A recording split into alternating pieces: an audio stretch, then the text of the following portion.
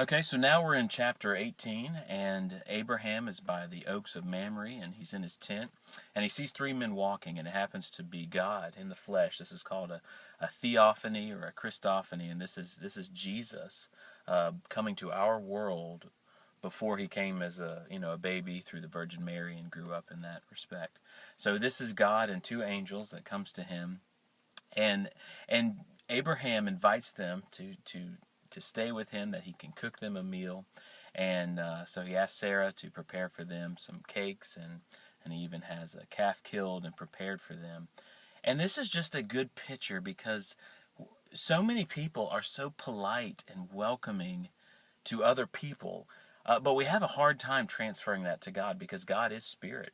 And those who worship him in spirit and in truth. And so what we need to do is we need to think of God, as good as we can, as a being that we need to be polite to in the same way we would be polite to other people. And certainly if we saw God in the flesh, if you knew it was God in the flesh, you would be polite and caring and you would be serving him, right? Well, that's the way it needs to be in the spirit realm. We need to be spiritually polite and serving God. And we would be surprised at how rude we are toward God in the spirit realm, where we don't care what he thinks. We ignore him. We let him pass by. We don't serve him. And that shouldn't be that way. So make sure you're spiritually serving God. You're attentive to his needs because he's that way toward us. He spiritually serves us. And he physically serves us, and we need to do that to him. And even when you serve the church and other people, and strangers and people in prison and people who are thirsty and hungry, you're serving God.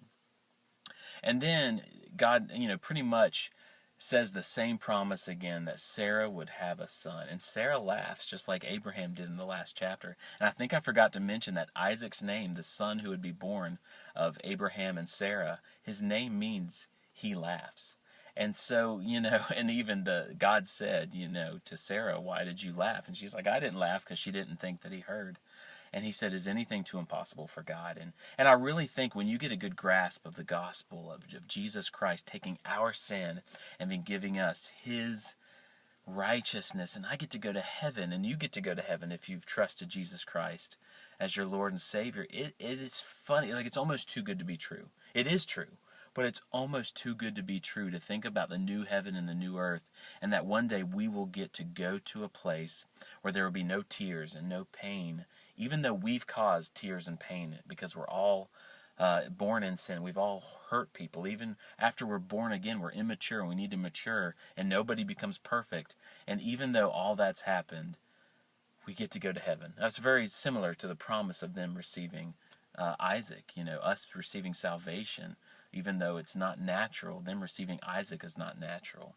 And so we just need to rejoice in that. And it is, salvation is in a respectful way and in a worshipful way. It's funny because it's like, I don't deserve this.